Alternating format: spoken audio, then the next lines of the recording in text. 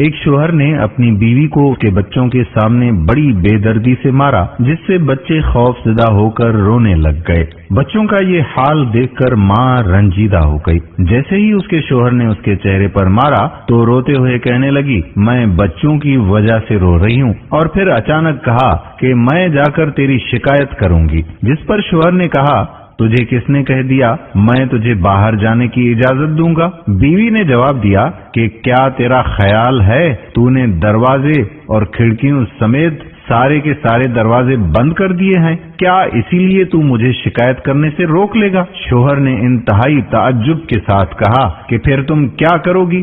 بیوی نے کہا، میں رابطہ کروں گی۔ شوہر نے جواب دیا کہ تیرے سارے موبائل میرے پاس ہیں، اب جو تو چاہے کر۔ جیسے ہی بیوی حمام کی طرف لپکی، شوہر نے سمجھا شاید یہ حمام کی کھڑکی سے بھاگنے کی کوشش کرے گی، اسی لیے جلدی سے بھاگ کر حمام کے باہر کھڑکی کے پاس کھڑا ہو کر انتظار کرنے لگا۔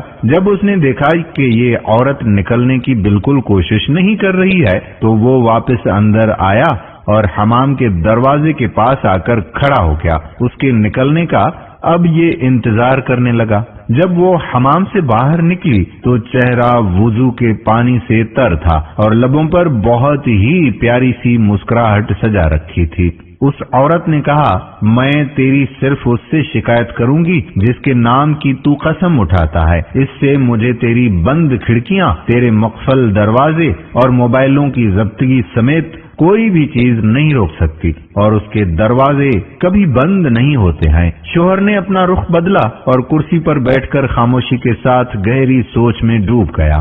اندر جا کر بیوی نے نماز ادا کی اور خوب لمبا سجدہ کیا۔ شوہر بیٹھا یہ سب دیکھ رہا تھا۔ جب وہ نماز سے فارغ ہو کر بارگاہ ایزدی میں دعا کے لیے اپنے ہاتھوں کو اٹھانے لگی تو شوہر اس کی طرف لپکا اور ہاتھوں کو پکڑ لیا اور کہا کہ سجدے میں میرے لیے کی گئی بد دعائیں کافی نہیں ہیں۔ عورت نے پرسوز لہجے میں کہا کہ تیرا خیال ہے کہ میں اس سب کے بعد بھی جو تو نے میرے ساتھ کیا ہے اتنی جلدی اپنے ہاتھ نیچے کر لوں گی؟ شوہر نے کہا، بخدا یہ سب مجھ سے غصے میں ہوا ہے، میں نے قصدن نہیں کیا۔ بیوی نے کہا، اسی لیے میں تیرے لیے تھوڑی دعا پر اکتفا نہیں کر سکتی۔ بد دعائیں تو میں شیطان کے لیے کر رہی تھی جس نے تجھے غصہ دلایا۔ میں اتنی احمق نہیں ہوں کہ اپنے شوہر اور شریک حیات کے لیے بد دعا کروں۔